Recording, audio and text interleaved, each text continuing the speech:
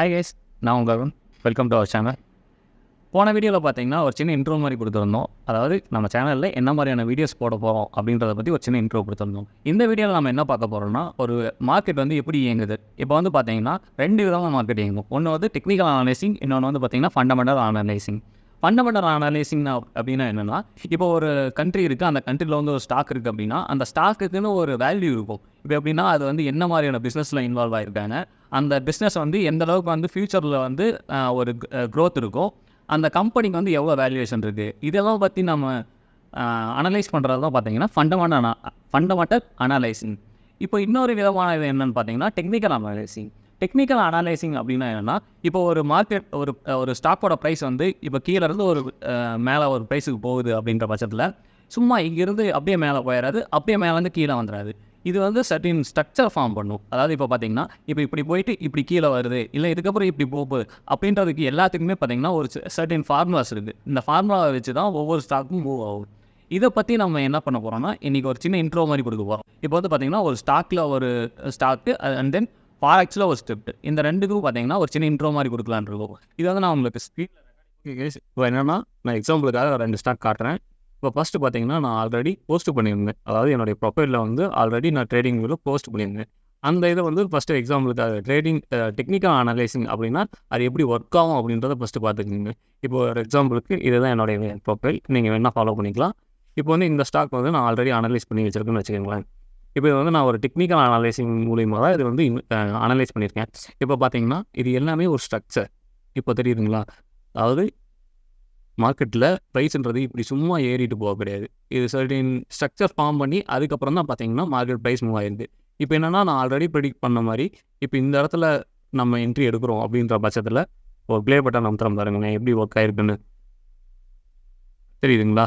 அதாவது ப்ரைஸ் வந்துட்டு சும்மா இது வந்து மேலே போகாது, கீழேயும் வராது.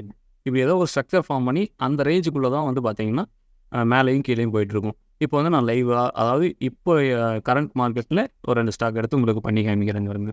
இப்போ இது வந்து பார்த்தீங்கன்னா டாடா மோட்டாரில் பார்த்தீங்கன்னா இப்போ உங்களுக்கு என்ன தெரியும்னா, இது என்னடா இந்த இடத்துல ப்ரைஸ் இருக்குது, இது வந்து மேலே போகுமா கீழே வருமா, இல்லை இது எப்படி மேலே போகுதுன்னு சொல்கிறாங்க கீழே வருதுன்னு சொல்கிறாங்க அப்படின்றது நான் இப்போ உங்களுக்கு வந்து சொல்கிறேன்.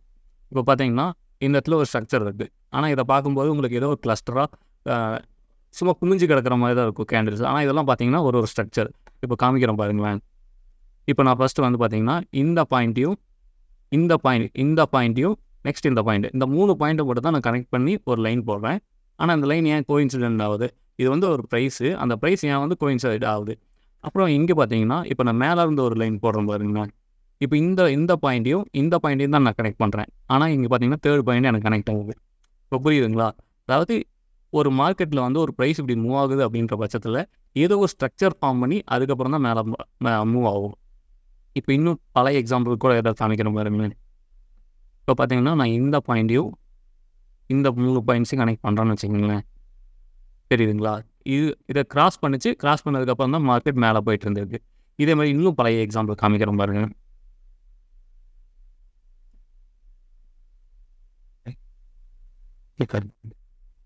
இப்போ பார்த்தீங்கன்னா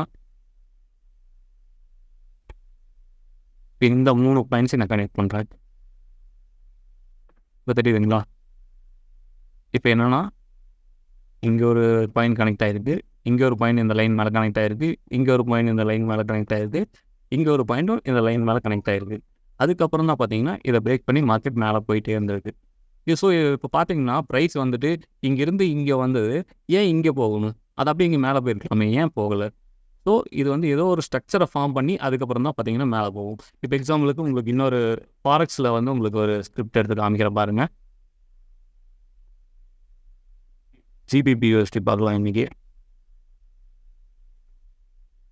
இப்போ இதை பார்த்தீங்கன்னா GBP/USD இது வந்து பார்த்தீங்கன்னா ஃபாரெக்ஸில் வரும். இப்போ இந்த இடத்துல ஒரு ப்ரைஸ் இருக்குது, இது ஏன் வந்து இப்படி கீழே போகாமல் இப்படி மேலே போயிருக்கு, அப்படி மேலே போனதுக்கு ஏதோ ஒரு காரணம் இருக்கணும் இல்லைங்களா? அதை நான் காமிக்கிற பாருங்க. இந்த ப்ரஷ் எடுத்துக்கிறேன். இப்போ பார்த்தீங்கன்னா மார்க்கெட் இப்படி வந்திருக்கு, திரும்ப இப்படி போயிருக்கு, திரும்ப இப்படி வந்திருக்கு, திரும்ப இப்படி மேலே போயிட்டு திரும்ப இப்படி கீழே வந்து அதுக்கப்புறம் தான் மார்க்கெட் மேலே போயிருக்கு. இப்போ இதை பார்த்தீங்கன்னா உங்களுக்கு என்னடா ஏதோ வரைகிறாங்க அப்படின்னு நீங்கள் நினைப்பீங்க. ஆனால் அது அப்படி கிடையாது. இப்போ பார்த்தீங்கன்னா இங்கே பாருங்களேன், நான் இந்த பாயிண்ட்டை தான் நான் வந்து பேஸ் பண்ணி ஒரு லைன் போட்டேன். ஆனால் இது எங்கெங்கெல்லாம் கோயின்சைட் ஆகுதுன்னு பாருங்களேன். அடுத்து நான் இந்த பாயிண்ட்டை வந்து ஒரு லைன் போடுவேன், இந்த பாயிண்ட்டை பேஸ் பண்ணி. இப்போ பாருங்களேன் எவ்வளோ இடத்துல கோயின்சைட் ஆகுதுங்க. ஸோ இதில் என்ன சொல்ல வரோம்னா, ஒரு ஒரு ஸ்டாக் வந்து மூவ் ஆகுது அப்படின்ற பட்சத்தில் அது வந்து பார்த்திங்கன்னா ஏதோ ஒரு ஸ்ட்ரக்சரை ஃபார்ம் பண்ணி அதுக்கப்புறம் தான் போகும். இது மாதிரி பல ஸ்ட்ரக்சர்ஸ் இருக்குது. இந்த ஸ்ட்ரக்சர்லாம் இருந்தால் இனிமேல் வந்து பார்த்திங்கன்னா வீடியோஸில் சொல்லி தரப்போகிறோம். ஸோ இதை வந்து நீங்கள் ரெகுலராக பார்க்கணும் அப்படின்றப்போ நீங்கள் ரெகுலரான வீடியோஸ் பாருங்கள். ஓகேங்களா? ஓகே கைஸ், இந்த வீடியோ உங்களுக்கு ரொம்ப யூஸ்ஃபுல்லாக இருந்திருக்குன்னு நம்புறேன். இப்போ பார்த்தீங்கன்னா இதுதான், அதாவது ஒரு ஸ்டாக் வந்து கீழேருந்து ஒரு ப்ரைஸுக்கு மூவ் ஆகுது அப்படின்ற பட்சத்தில் அதுக்கு ஏதோ ஒரு சர்டைன் ஃபார்முலாஸ் இருக்கும். அந்த ஃபார்முலாஸ் என்ன, அது எப்படி மூவ் ஆகும், அதை எப்படி நம்ம வந்து ப்ரெடிக்ட் பண்ணுறோம் அப்படின்றத பற்றி ரெகுலரான வீடியோஸ்லாம் நம்ம போட போகிறோம். ஸோ ஃபாலோ பண்ணிக்கோங்க. முடிஞ்சால் நம்ம இன்ஸ்டாகிராம்லேயும் ஃபாலோ பண்ணிக்கோங்க.